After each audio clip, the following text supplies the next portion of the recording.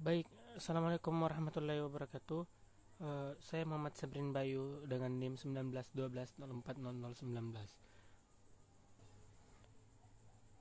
Nah, kali ini saya akan membahas mengenai konfigurasi atau bobot konfigurasi partikel beserta gambarnya dalam sebuah pita atau dalam sebuah sel dengan menggunakan statistik Maxwell-Boltzmann, statistik Bose-Einstein, dan statistik Fermi-Dirac.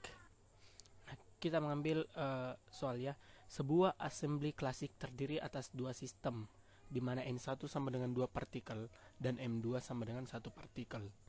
Dan dengan energi sistem tersebut terbagi atas dua pita, pada G1 sama dengan 3 dan G2 sama dengan 2.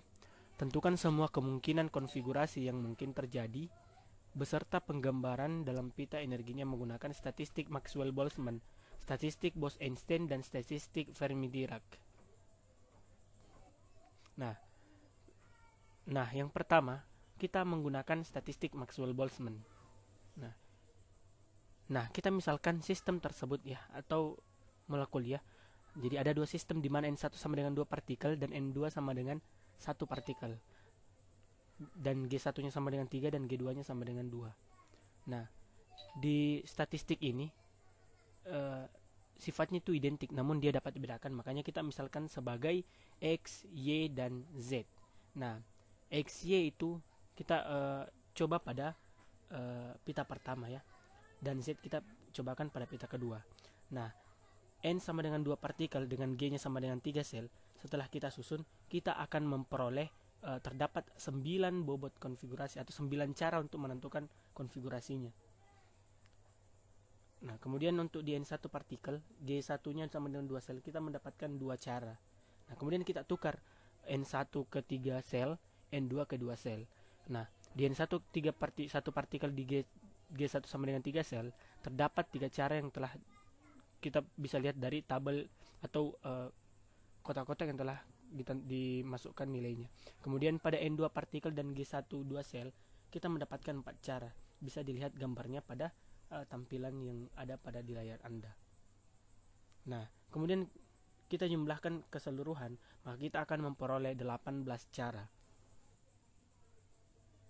Nah, adapun cara cepat dengan ketika sudah mengetahui G1 dan N1-nya dikali dengan G2 pangkat N2. Jadi G1 pangkat N1 dikali G2 pangkat N2 sama dengan 3 pangkat 2 dikali 2 pangkat 1 sama dengan kita memperoleh 18.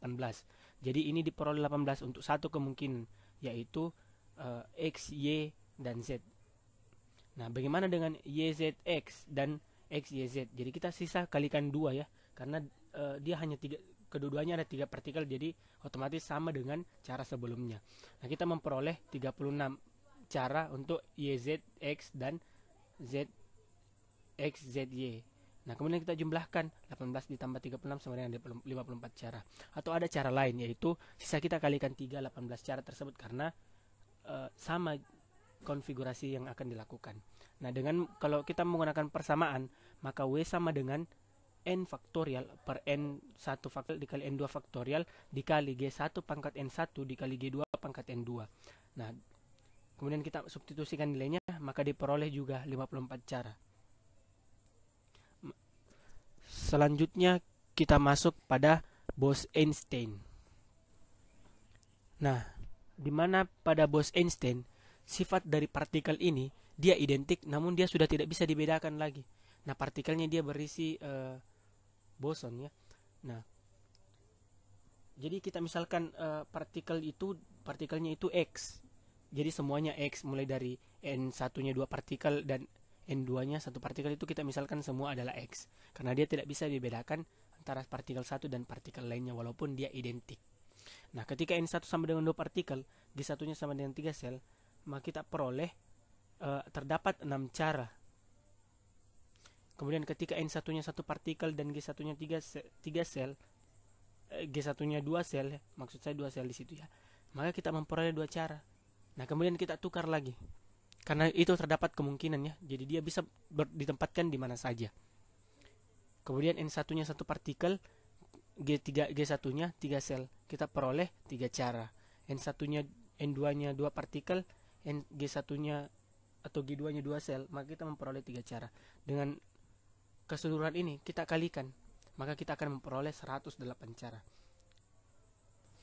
Nah, dengan menggunakan persamaan Bose-Einstein ya, kita mensubstitusikan nilainya, maka kita akan mendapatkan nilai yang sama ketika kita menggunakan sistem bobot konfigurasi ataupun dengan sistem menggunakan persamaannya. Selanjutnya masuk pada Fermi-Dirac. Nah, di Fermi-Dirac ini dia mirip dengan Bose-Einstein, namun hanya beda pada partikelnya saja. Nah, di Bose-Einstein ini, di Fermi-Dirac ini, dia hanya boleh ditempati oleh satu partikel, tidak boleh lebih dari itu, dan ataupun boleh kosong. Jadi dia tidak boleh lebih daripada satu partikel. Jadi N1 sama dengan 2 partikel G1 3 sel, kita masukkan ke dalam sel-selnya. Kemudian N1 1 partikel G1 2 sel, kita masukkan N1 1 partikel G1 3 sel. Jadi ini kita tukar-tukar ya, karena di situ semua terdapat kemungkinan untuk menempati di mana saja. Namun hanya poin pentingnya dia hanya boleh satu partikel di dalamnya, tidak boleh lebih. Nah, kemudian kita cari. Setelah itu kita kalikan keseluruhan, maka kita akan mendapatkan 18 cara. Selanjutnya dengan menggunakan persamaan Fermi-Dirac ini, statistik Fermi-Dirac ini, maka kita substitusi nilainya, maka kita akan mendapatkan nilai yang sama ketika kita menggunakan kotak-kotak tersebut untuk memperoleh berapa konfigurasinya. Demikian video pembelajaran mengenai statistik Bose-Einstein ini. Saya tutup dengan ucapan mohon maaf bila ada salah kata. Terima kasih sebelumnya. Assalamualaikum warahmatullahi wabarakatuh.